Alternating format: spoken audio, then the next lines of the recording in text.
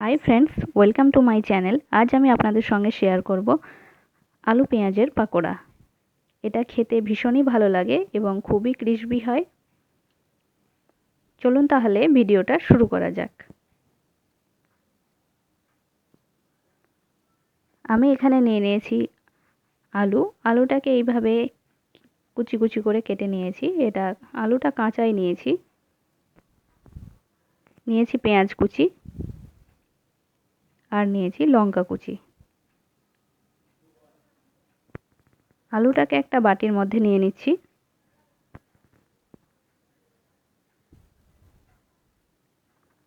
এবার পেঁয়াজটাও দিয়ে দিলাম। এবার দিয়ে দেবো কাঁচা লঙ্কা কুচি।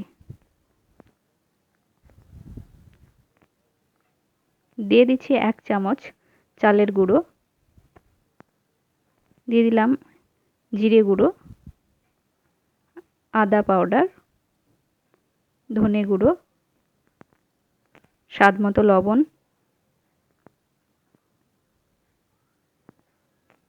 এবার দিয়ে দিচ্ছি বেসন আমি 3 চামচ দিয়ে দিচ্ছি। বেসনটা খুব বেশি ইউজ করা যাবে না। দিয়ে দিচ্ছি খুব অল্প পরিমাণে একটু ধনেপাতা কুচি। এবার সমস্ত উপকরণ আমি ভালোভাবে মেখে নেব। দিয়ে দিচ্ছি লাল লঙ্কার গুঁড়ো। এবার সমস্ত উপকরণ ভালোভাবে হাত দিয়ে মেখে নেওয়া হয়ে গেছে।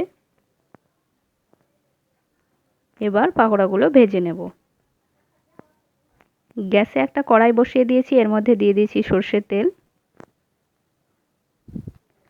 এবার পাকোড়াগুলো ভেজে নেব।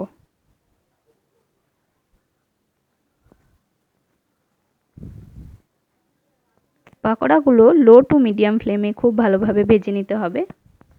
হাই ফ্লেমে একদমই ভেজে নেওয়া যাবে না, তাহলে আলুগুলো কাঁচা থেকে যেতে পারে।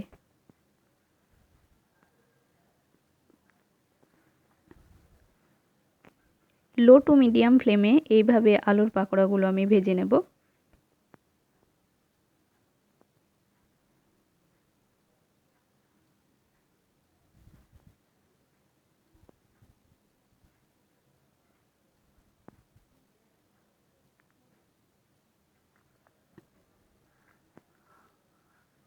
পাকোড়াগুলো খুব ভালোভাবে ভেজে নেওয়া হয়ে গেছে।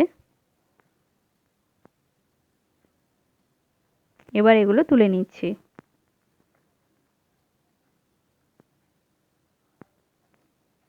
এইভাবেই সমস্ত পাকোড়া আমি ভেজে নিয়েছি। আমার আজকের রেসিপি যদি আপনাদের ভালো লাগে তাহলে অবশ্যই একটা লাইক করবেন, শেয়ার করবেন এবং আমার চ্যানেলটিকে সাবস্ক্রাইব করবেন। ভালো থাকবেন, সুস্থ থাকবেন। ধন্যবাদ।